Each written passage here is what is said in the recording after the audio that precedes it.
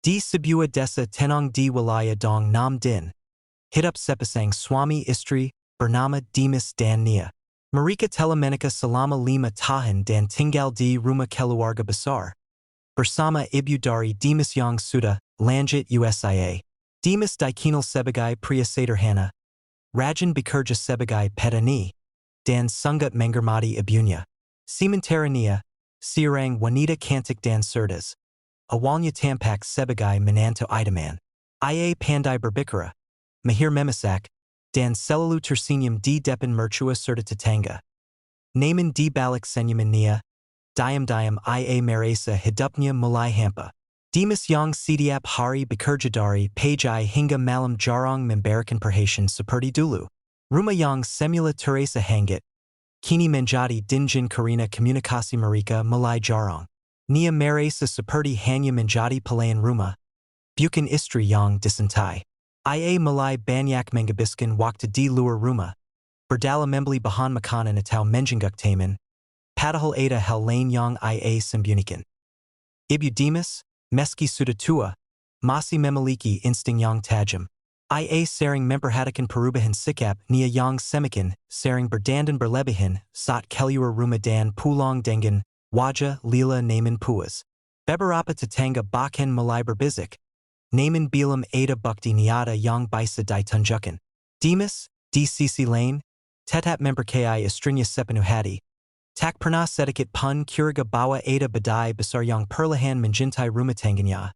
Hari-hari terus berlalu, dan Dimas tak tahu bahwa cinta dan kasihan yang ia jaga dengan sepenuh hati mulai dikabik-kabik oleh orang yang paling ia percaya. Dan di balik semua itu, Nia sedang merencanakan sesuatu yang tak hanya akan menghancurkan rumah tangganya, tetapi juga mengkering kehormatan keluarganya di mata masyarakat. Semua bermula dari sebuah pertemuan tak sengaja di pasar tradisional desa Sebuah. Saat itu, Nia sedang membeli bahan makanan seperti biasa. Di antara kerumunan pedagang dan pembeli, ia bertemu dengan seorang pria bernama Arman, penjual bahan bangunan yang sering memasak ke desa-desa sekitar.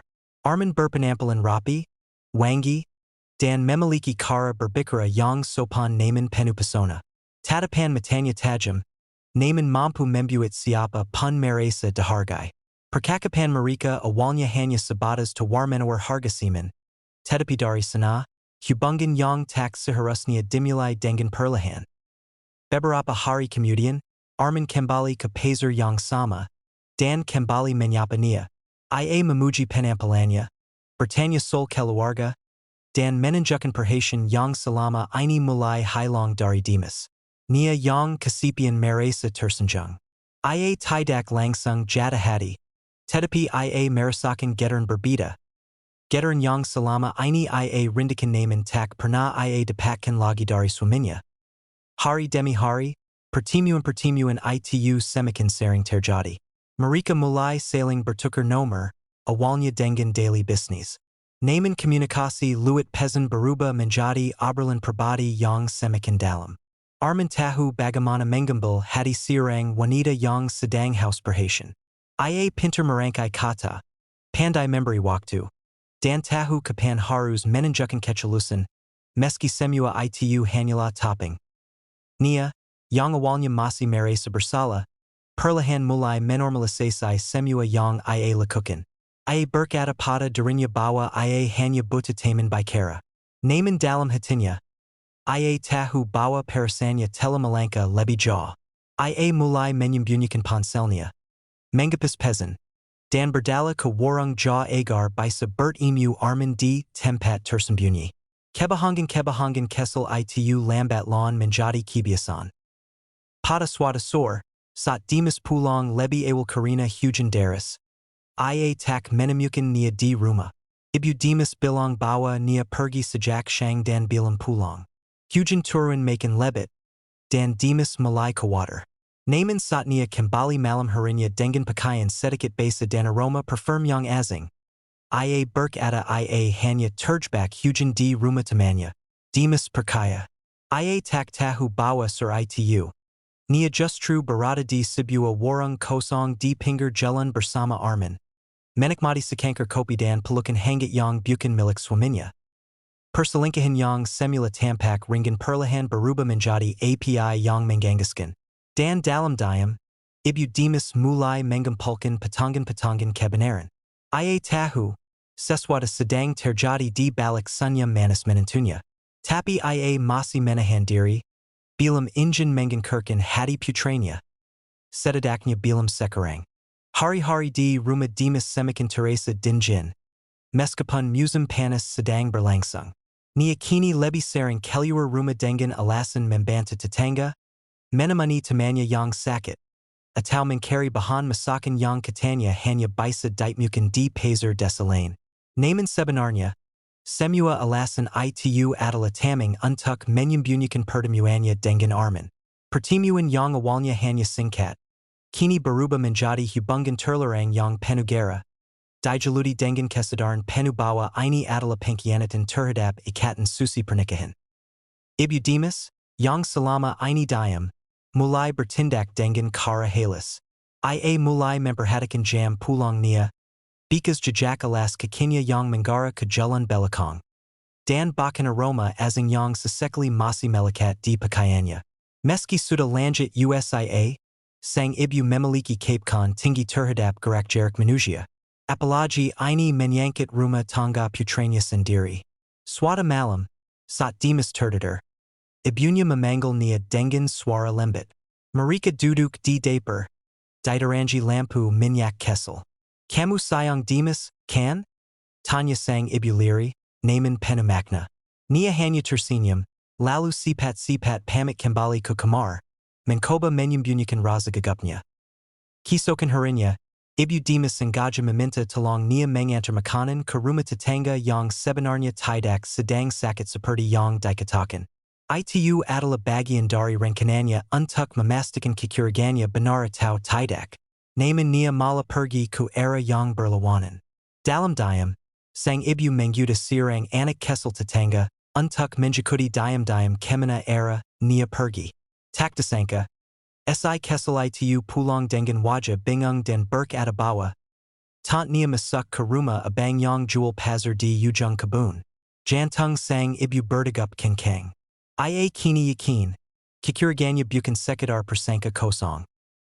Sementara itu, Dimas semakin sibuk dengan sewa dan ladang, menyiapkan musim tanam yang akan datang. Ia tak punya waktu memikirkan hal-hal yang aneh dari istrinya. Baginya, selama rumah terjaga, makanan selalu tersedia, dan ibunya tampak sehat, maka semuanya baik-baik saja. Ia tak sadar bahwa setiap kali ia pergi bekerja, wanita yang ia cintai sepenuh hati justru membuka pintu hati dan tubuhnya untuk pria lain. Namun, langit tak selamanya biru. Hubungan rahasia ini mulai membawa dampak ke dalam rumah. Nia yang semula rajin kini menjadi sering lupa memasak, tak lagi memperhatikan kebersihan rumah, dan bahkan mulai membalas omlan ibu mercuanya dengan nada tinggi. Kekorban mereka perlahan runtuh, dan atmosfer rumah yang dulu hangat berubah menjadi penuh ketegangan. Ibu Dimas mulai menulis semua kejadian mencurigakan dalam buku catatannya. Ia tak ingin langsung menyudah tanpa bukti, tapi ia bersiap. Karena ia tahu, jika kebenaran ini sampai peka, hati putranya bisa hancur berkeping-keping. Namun sebagai seorang ibu, ia juga sadar bahwa ia tak bisa membiarkan anaknya terus hidup dalam kebohongan yang menyakitkan. Dan di balik semua itu, Nia dan Arman kini sedang merencanakan sesuatu yang lebih besar. Sebuah langkah yang bukan hanya akan mengangkatkan rumah tangga, tetapi juga menyeret kehormatan keluarga ke dalam jurang kehinan. Hubungan terlarang antara Nia dan Arman semakin tak terkendali. Di balik pintu warung tua yang tak lagi digunakan di pinggiran desa, mereka sering bertemu seperti pasangan tertawa, berkumbu, dan berbisik tentang masa depan yang sebenarnya dibandingkan di atas reruncan kepercayaan. Arman mulai membisikkan hal-hal yang membuat Nia semakin jauh dari akal sehat.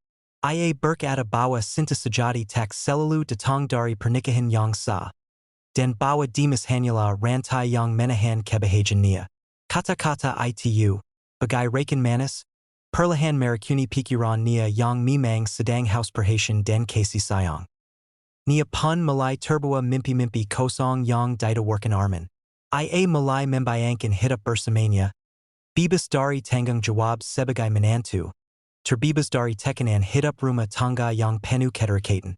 Naman Ada Satu Halangan Besar Yang Membuatnya Ragu. Ibu Dimas. Perempuan Tua Itu Selalu Mengawasi. Sila Bisa Membeka Isi Hatinya. Ia Merasa Tidak Bibas. Bahkan ia Mulai Merasa Terancam. Dalam Benaknya. Mungkal Satu Pemikiran Jelap. Bagaimana Jika Ibu Mertua Itu Tidak Ada? Suatu Malam. Nia Menceritakan Semua Beban Dan Kebenciannya Kepada Arman Sambil Menangis di Pelukannya. Ia Bilang Bawa Selama Ini ia Hidup Dalam Penjara Mertua. Bawa ia Taktan Lagi Daikan, Dipantau, Dan Dibatasi. Arman Yang Lisik Melihat Kesempatan. Ia Menyusun Rencana. Tak hanya Untuk Membawa Nia Pergi. Tapi juga Untuk Mengambil Kuntungan Darinya. Ia Tahu Bawa Jika Barasil Memisakan Nia Dari Keluarganya. Ia Bisa Menguasai Semua Harta Dan Sisa Wang Sawa Milik Dimas. Mereka Mulai Menyusun Langkah Demi Langkah. Pertama, Arman Menyerangkan Agar Nia Bersikap Lebih Kasar Terhadap Ibu Mertua Agar Terjadi Konflik Terbuka. Dengan begitu, ia Bisa Alasan Untuk Pergi Dari Rumah Tanpa Terlihat Bersalah. Kedua, ia Menyuruh Nia Mencuri Sedikit Demi Sedikit, Tabungan Yang Disimpan di Lemari Kayu Warazan. Tak Banyak, Hanya Sekedar Biaya Awal Untuk, Hidup Baru Mereka. Ketiga, Yang Paling Berbahaya, Arman Menyuruh Nia Menembakkan Ramuan Tider, ke dalam makanan ibu mertua sekera berkala. Bukan untuk membunuh, katanya. Tapi kukup membuatnya lima dan tak bisa banyak bicara. Namun Nia tahu, sekali ia melakukan itu. Tak akan ada jalan kembali. Dan malam itu, saat semua penghuni rumah tertidur, Nia diam-diam mencampur ramuan ke dalam termos teh ibu mertuanya. Tangannya gemetar, hatinya penuh keraguan. Tapi pikirannya tertutup oleh bujuk rayu Arman dan amarah yang ia pendam terlalu lama. Ia membisikkan pada dirinya sendiri bahwa semua ini demi kebebasan. Ia tak sadar bahwa langkah kesal yang ia ambil malam itu adalah awal dari kehancuran yang jauh lebih besar. Keesokan paginya, ibu mertua terbangun dengan kepala berat, tubuh limas, dan pandangan kabar. Ia mengira itu hanya karena ujiannya yang sudah lanjut. Tapi saat Nia menyuguhkan teh lagi dengan senyum palsu, sang ibu hanya menatapnya lama, sila ingin berkata, Aku tahu apa yang kamu lakukan, namun ia masih menahan diri. Ia ingin melihat sampai sejauh mana wanita muda itu berani melangkah. Dan ia tahu, badai yang lebih besar akan segera datang. Pajai itu, langit tampak mendung meski belum turun hujan. Udara di rumah Dimas begitu sunyi hingga suara sendak yang menjenai piring pun terdengar sangat jelas. Dimas sedang duduk di meja makan sambil menatap ibunya yang tampak limas. Wajahnya pukit, dan matanya tak setajam biasanya. Ia bertanya dengan simas. Mak, kenapa gak enak badannya? Sang ibu hanya menggeleng pelan dan tersenyum tipis. Mungkin kuma masuk angin. Namun jauh di dalam hati, ia tahu ada sesuatu yang lebih dari sekedar sakit biasa. Ia mulai merasakan mul setiap kali meneguk teh buatan Nia. Teh yang dulu begitu ia nikmati, kini terasa pahit meski tanpa gula. Tapi ia tidak menunjukkan kekhawatirannya, tidak ingin membebani Dimas yang semakin lila dengan pekerjaan ladang. Sementara itu, Nia semakin berani. Melihat ibunya Dimas lima, ia menjadi lebih bebas keluar rumah. Bahkan kadang tanpa pamit. Setiap kali Dimas pergi ke sawah, ia akan berdandan dan pergi ke warung tua tempat Arman menunggu.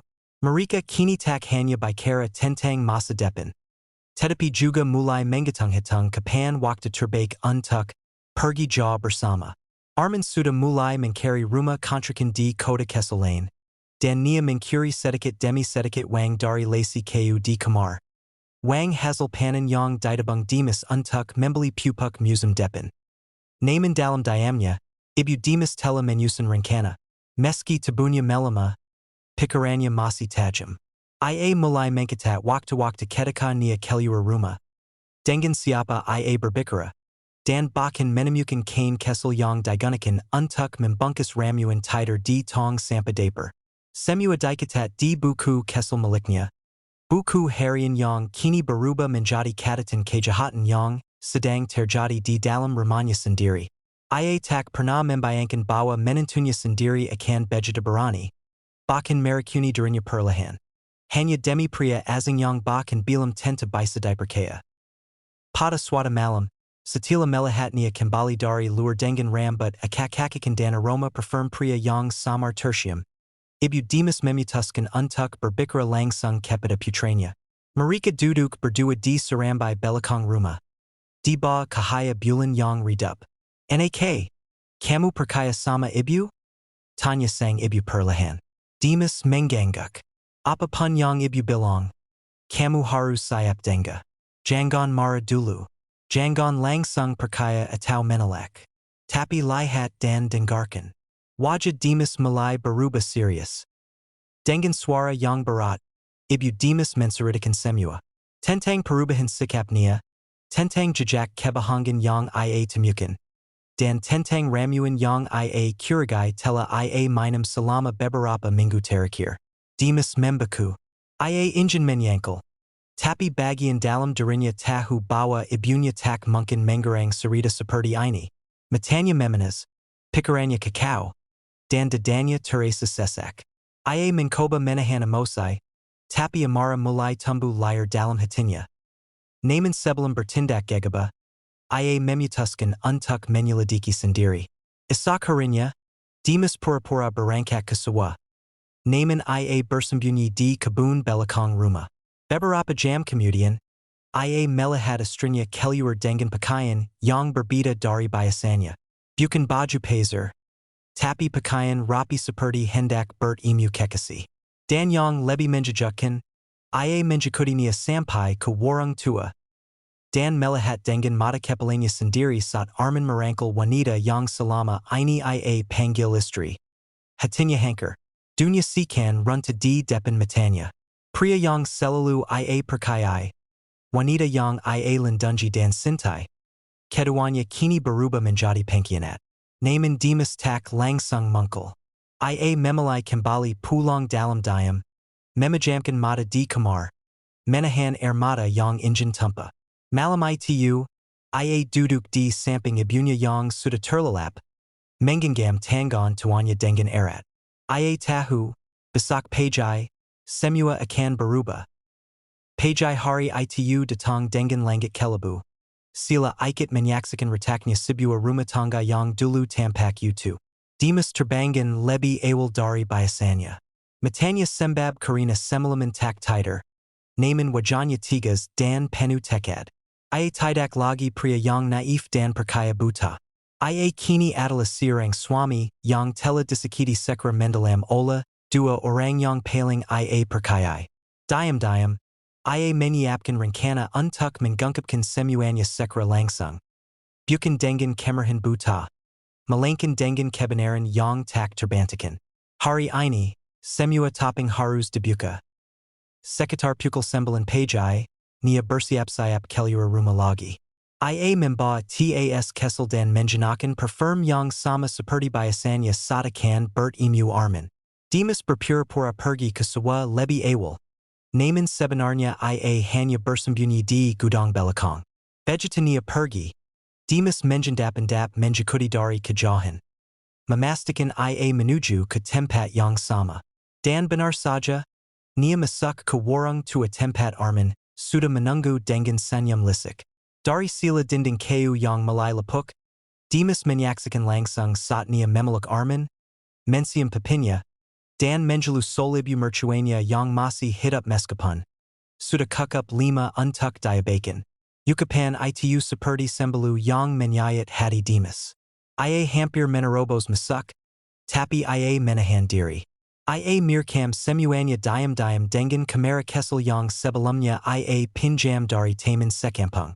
Setelah merekam kukup bukti, Ia pulang diam dan menyembunyikan rekaman itu. Saat nia pulang pada sore harinya dengan senyum palsu, Dimas menatapnya datar, tanpa sepeda kata. Namun dalam pikirannya, ia sudah tahu. Malam ini akan menjadi malam penghakiman. Setelah makan malam, Dimas mengajak Nia dan ibunya duduk bersama di ruang tamu. Nia sedikit panik tapi masih berusaha bersikap tenang. Suasana tegang menggantung di udara. Dimas lalu menyalakan televisi yang ia sambungkan ke kamera kesel itu. Dan memperlihatkan rekaman perselingkuhan Nia bersama Arman. Detik demi detik, suara tawa mereka, pelukan mesra. Bahkan ucapan kj tentang sang ibu terdengar jelas di ruangan itu. Nia pukit.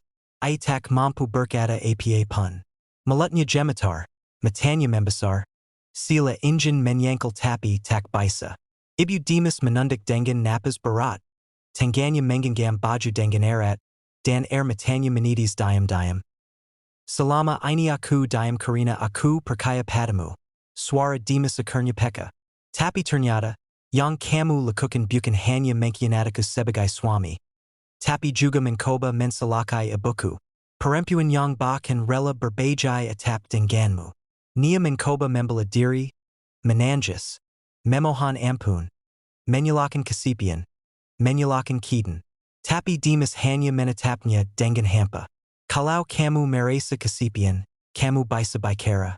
Tapi kamu pilih jalan lain. Kamu pilih membunuh perlahan. Suasana berubah menjadi ledakan emosi. Ibu Dimas, yang selama ini menahan rasa sakit, akhirnya bersuara. Kamu bukan hanya durhaka. Kamu telah menanam karma yang suatu hari akan kamu tuai. Dan aku tidak akan mengetukmu. Karena hidup sendiri yang akan menunjukkan balasannya. Nia tak bisa menyangkal lagi. Ia terjatuh di lantai. Menangis histeris. Memohon agar tidak diusir. Namun Dimas hanya berkata, besok pagi, kamu keluar dari rumah ini. Semua sudah selesai. Malam itu, Nia tidur di kamar belakang sendirian. Tak ada pelukan, tak ada belian, tak ada simpati. Sementara Dimas tidur di samping ibunya, memegangi tangan yang telah membesarkannya. Tangan yang hampir dirikan oleh orang yang ia percayai. Ia tahu hidup tak akan sama lagi. Tapi ia juga tahu, hari ini, kebenaran sudah menang atas kebohongan. Pagi itu, tak seperti biasanya, suasana rumah Dimas Teresa tegang sejak matahari mulai menyinari halaman. Udara pagi yang biasanya sejuk kini Teresa dingin dan menggigit. Sila mencerminkan isi hati semua orang di dalam rumah. Nia, yang semalaman tak bisa tidur, duduk diam di sudut kamar belakang dengan mata sembab, wajah pukit, dan rambut akak-akakan. Ia tahu, hari ini bukan hari biasa. Hari ini, ia akan diusir dari rumah yang dulu ia anggap sebagai miliknya juga. Tempat di mana ia dulu menerima cinta, kepercayaan, dan perlindungan, namun kini berubah menjadi tempat penuh penghakiman. Dimas berdiri di depan pintu kamar, menatapnya tanpa raut marah, tapi juga tanpa belas kasihan. Waktunya kamu pergi, Nia. Aku sudah bungkuskan semua barangmu. Koper ada di ruang depan. Aku enggak akan memanggil warga atau bikin keributan. Aku cuma minta satu. Jangan pernah kembali ke rumah ini. Ucapnya datar, namun tajam menusuk hati. Nia menunduk, air matanya jatuh tanpa suara. Ia ingin berteriak, memohon, menjelak, tapi semuanya sia-sia. Semua sudah telanjur.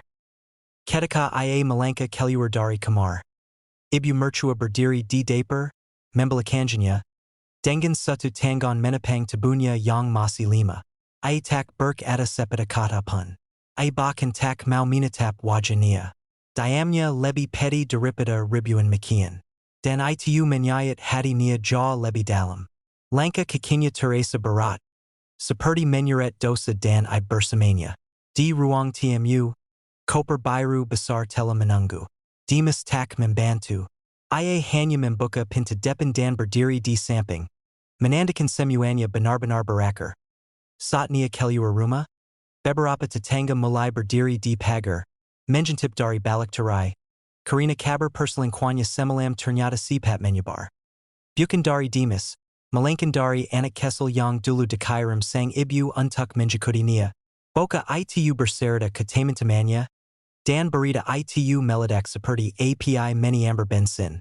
Bisik Warga Tentang Wanita Yang Merakuni Ibu Merchua Dan Berselingka Dengan Pria Luar Kampung Telah Membuat Nama Nia, Runta Total. I Berjalan di Jalan Tanah Desa Dengan Mata Menunduk. Membawa Koper Berat. Direnji Suara Bisikan Tajam Dan Tatapan Penu Penginan. Itu Tayang Koba Rakunan Ibunya Swami? Wajah Kantik Tapi Hadi Busik? Makanya Jangan Kebanyakan Gaya Kalau Jadi Istri Orang. Sidiap Kalimat Adalah Tamparan Batan Yang Tak Bisa Ia Hindari. Dulu, Ia Disanjung Karina Kekantakanya. Sekarang, Ia Dipandang Hina Karina Penkianatanya. Nia Akurnya Tiba di Pinggir Desa, Tempat Arman Berjanji Akan Menjemputnya. Naman Ia Menunggu Hampir Satu Jam Tanpa Kabar. Ponselnya Ia Pegang Erat, Tapi Pezan Yang Dikairam Hanya Sentong Satu. Tak Ada Pangailan Masuk. Tak Ada Suara Motor Datang. Tak Ada Arman. Dalam Hitungan Jam Hidupnya Berubah Drastis. Dari Istri Sa, Menjadi Perempuan Tak Berumah. Dari Wanita Yang Merasa Disantai, Kini Ditinggal Bakan Olapria Yang Katanya Injin Hidup Bersama. Ia Duduk di Atas Koper. Menanjas Tersidu, Tak Tahu Harus Kemana. Orang Tuanya Sudah Lama Tinggal di Luar Kota. Dan Ia Malu Untuk Kembali Dengan Ibu Seperti Ini. Ia Menyadari Bahwa Semua Yang Ia Bangun Bersama Arman Bukanlah Cinta Sejati. Melainkan Nafsu Semu Yang Kini Telah Menghabisi Segalanya. Cinta, Kehormatan, Dan Masa Depan di Kejauhan. Dimas Berdiri di Samping Pohon Besar. Melihat dari Jauh Dengan Mata Berkakaka. Ia Tak Membenci. Tapi Ia Juga Tak Akan Kembali. Virginia Luka Ini Terlalu Dalam. Ia Hanya Berharap, Dari Sini, Hidup Bisa Berjalan Kembali, Meski Bikas Luka Akan Teras Menjinggit Kanya Bawa Kepercayaan Adalah Hal Paling Mahal Dalam Sebuah Rumah Tangga. Beberapa Hari Telah Berlalu Sejak Nia Diuser Dari Rumah. Desa Yang Dulu Menjadi Tempatnya, Bertedu Kini Teresa Seperti Dunia, Asing Yang Penuh Dengan Bayang-Bayang Penyesalan. Ia Tinggal di Sebuah Rumah Kessel Milik Sepupu Janya di Desa Sabila, Jauh Dari Pusat Keramaian, Jauh Dari Wajah-Wajah Yang Selalu Menatapnya Dengan Hinan. Setiap Malam, Ia Terjaga Dalam Jelap, Minatap Langit-Langit Atap Riyat Sambil Menanjas Diam-Diam. Pikiran Tentang Dimas, Ibu Mercuanya, Dan Kebodahan Yang Ia Lakukan Bersama Arman Menganchui Setiap Jengkel Kesadarannya. Sementara itu, Arman Tak Pernah Mungkil. Nomornya Tidak Aktif, Rumah Kontrakan Yang Katanya Sudah Ia Siapkan Ternyata Tak Pernah Ada. Rupanya, Setila Menjetawi Bahwa Hubungan Mereka Terungkap Dan Semua Ibu Telah Terbuka, Arman Memalai Kabar. Meninggalkan Nia Sendirian Dengan Dosa Dan Kehancuran Yang Mereka Ciptakan Bersama. Ia Tak Pernah Benar-benar Mencintai Nia. Yang Ia Injinkan Hanya Tubuh Dan Kesempatan Untuk Mengambil Wang. Dan ketika semua itu tak lagi bisa Ia manfaatkan, Ia menggelang seperti debu tertiap angin. Nia mulai jatuh ke dalam jurang kehancuran mental. Ia kehilangan arah, tak ada lagi tujuan hidup yang jelas. Ia ingin pulang ke orang tuanya, tapi rasa malu dan takut dihakimi membuatnya mengurung diri. Di desa barunya, orang-orang pun mulai mendengar kabar tentang siapa dirinya. Tatapan Anay Dari Warga Membuatnya Enggan Keluar Rumah. Ia kehilangan segalanya.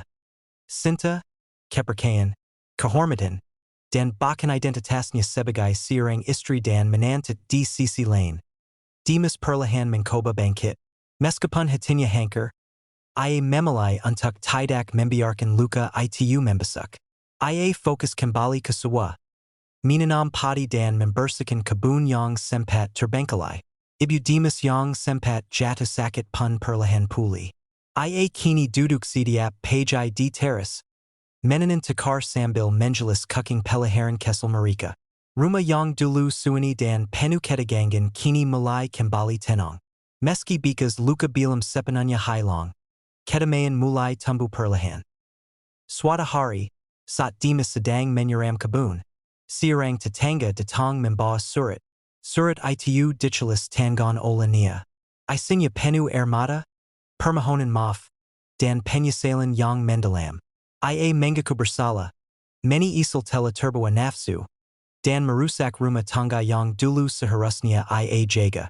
Ia Tidak Meminta Untuk Kembali. Ia Hanya Meminta Demafkan. Agar Beban Dosanya Sedikit Lebih Ringan. Demas Membeka Surat Itu Berialang Kali. Lalu Membakarnia. Bukan Karina Mara. Tapi Karina Ia Memalai Untuk Tidak Meniimpan Masa Lalu. Ia Tahu. Maaf Adalah Pinta Yang Harus Debuka Agar Darinya Bisa Benar-benar Bebas Dari Luka. Naman Memafkan Bukan Berarti Menerima Kembali. Ia Memafkan Nia Dalam Hati. Tapi Hidupnya Tak Lagi Untunya. Dua Tahan Kemudian. Demas Dikinal Sebagai Pria Tanggu Yang Tetap Sisha Merawat Ibunya Dan Menjaga Ladang Keluarga.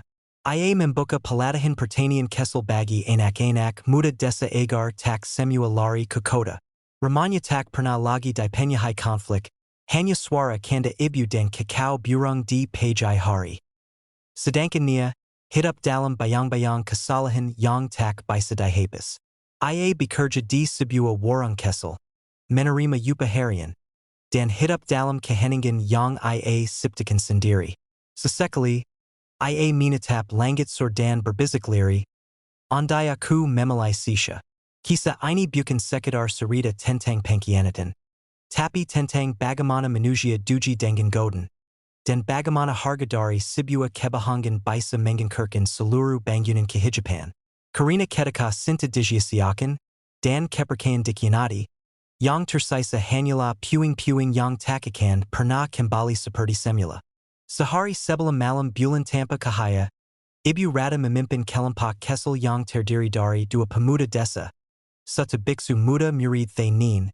Dan Dua Dari Para Pendaki Indonesia Yang Selamat. Dinda Dan Farhan. Meski Tubuh Mereka Masih Lima Dan Jiwa Mereka Dihancui Trauma. Mereka Merasa Bertanggung Jawab Atas Apa Yang Telah Terjadi. Dan Satu-satunya Jalan Menuju Pengampunan Adalah Dengan Membanta Menyutup Kembali Segel Kegelapan Yang Telah Mereka Buka. Perjalanan Menuju Jantung Hutan Rungdong Tidak Seperti Menjelajah Hutan Biasa. Setila Melawati Jalur Simak Berduri Dan Batang-batang Tumbang. Mereka Mulai Merasakan Perubahan Aneh. Udara Menjadi Panas Dan Berat. Seperti Tengah Berada Di Dekat Kawa Gunung Berapi. Tapi Ini Bukan Panas Yang Membakar Kulit. Melainkan Panas Yang Mengalir Dari Dalam Tanah. Menakan Dada Dan Membuat Napas Terasa Lebih Pendek. Papahanan Di Sekeliling Mereka Tampak Layu Meski Tak Ada Musim Kiring. Don-donnya Berubah Warna Menjadi Kekeclatan Kehidupan. Dan Beberapa Pohan Sila Terbila Dari Dalam. Mengeluarkan ASAP Samar Seperti Habis Terbakar.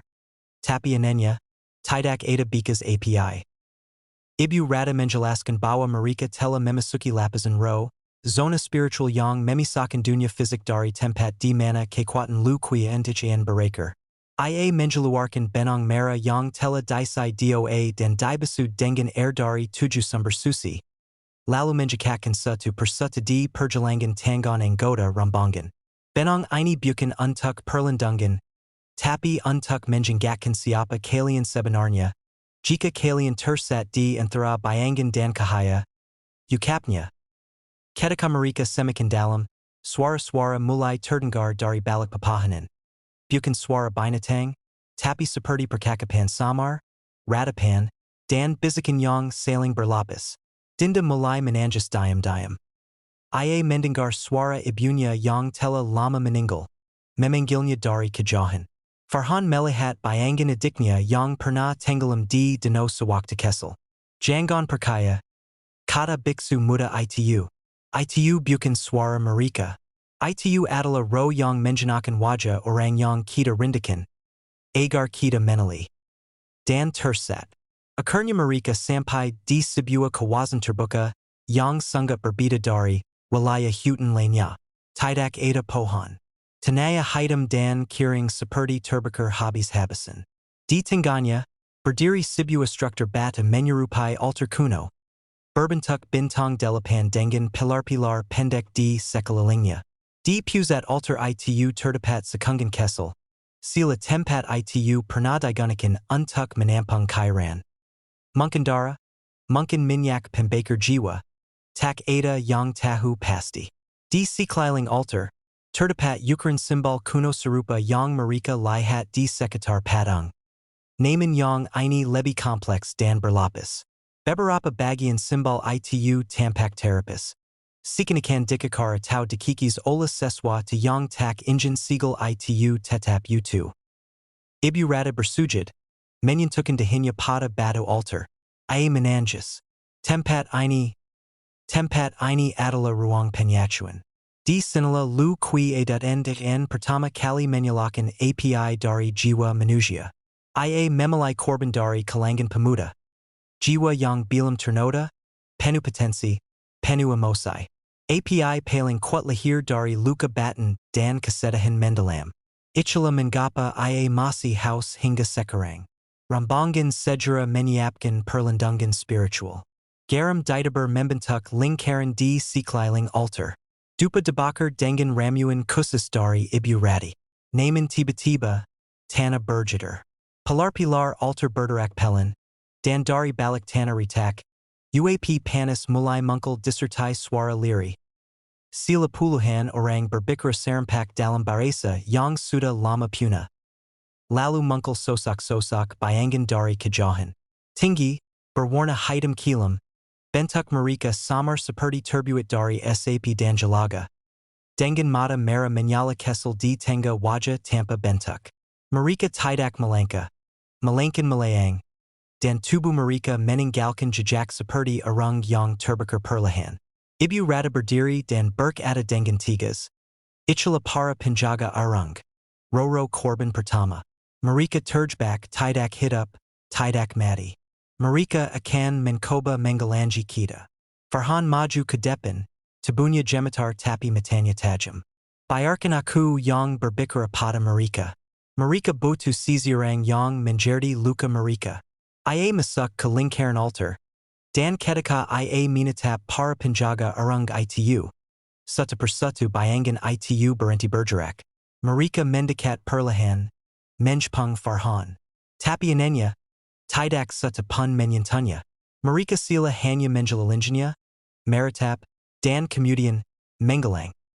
Ibu rada menjelaskan bahwa Farhan kemungkinan memiliki jiwa terbakar. Jiwa yang hampir terperangkap namun belum sepenuhnya rusak. Itulah sebabnya ia bisa berkomunikasi dengan mereka. Tapi ia juga memperingatkan. Jiwa seperti itu bisa dengan mudah dijadikan wadah oleh lu dan jika ia lengah walau seset.